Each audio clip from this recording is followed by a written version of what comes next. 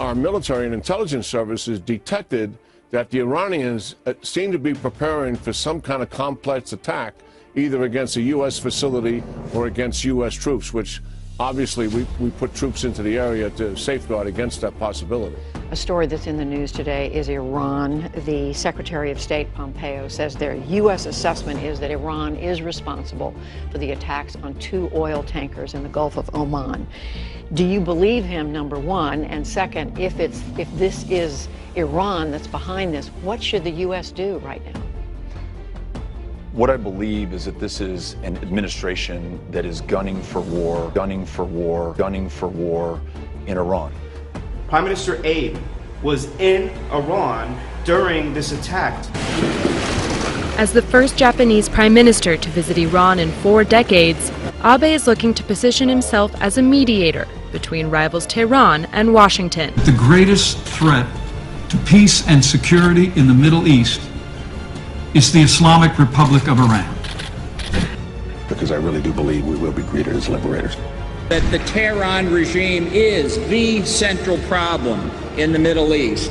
Escalating tensions with Iran, the Iranian foreign minister warning that the U.S. can't expect to stay safe after starting what he called, quote, an economic war. What are they doing? They run the civil war in Syria. They toppled the Yemen regime, which was friendly to the United States and to our allies. Their undue malign influence inside Iraq. They provide all the rockets and missiles to the Hezbollah and to the Hamas. Hamas just a few weeks ago fired close to 600 at them. Virtually every one of those is an Iranian missile. That's where we are.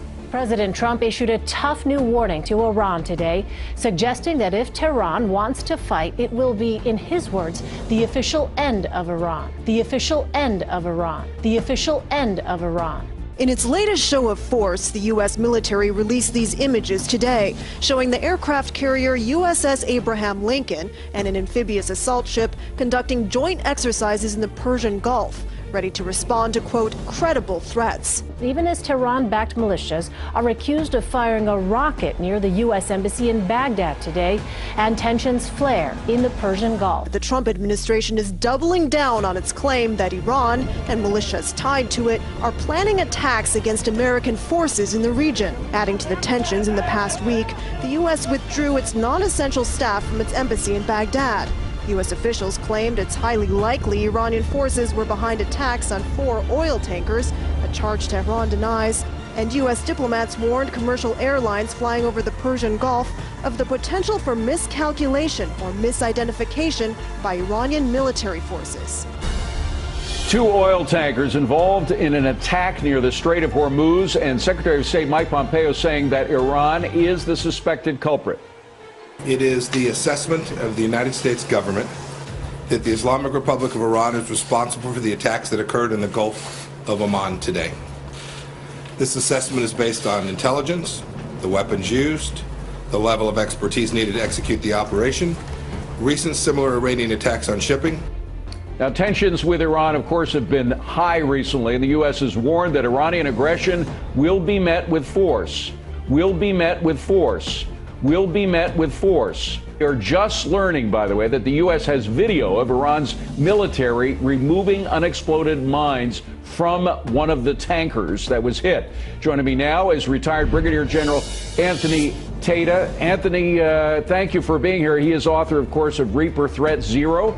General, this new video, the new information about the video that has been discovered kind of seals the case against Iran, doesn't it?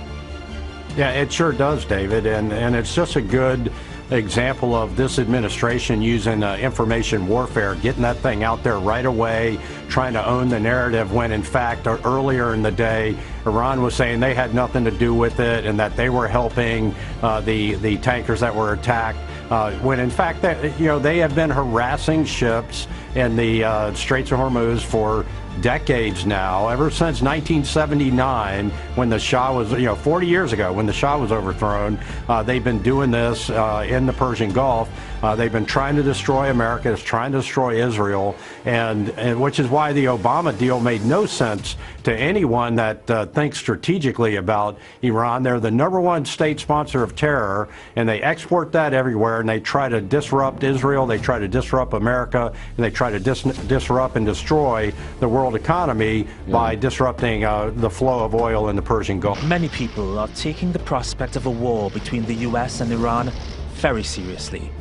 Berlin is trying to convince Tehran to remain committed to the nuclear agreement it made 4 years ago, despite US sanctions that are damaging Iran's economy. Foreign Minister Heiko Maas called the Iran conflict one of the biggest of our time. He emphasized that nobody wants an escalation. Convincing Washington and Tehran to lay off the hawkish rhetoric won't be easy. A lot has happened since the US withdrew from the nuclear accord last year. In May, President Donald Trump approved the sale of billions of dollars in weapons to Iran's rival Saudi Arabia, and he's increased the US's military presence in the Gulf. Iran calls the moves dangerous psychological warfare. Whoever starts a war with us will not be the one to finish it. And Iran is growing impatient. If we do not see that concrete actions by the remaining members of the nuclear deal are being taken and economic terrorism against Iran continues, we will take the next step. We will take the next step. We will take the next step.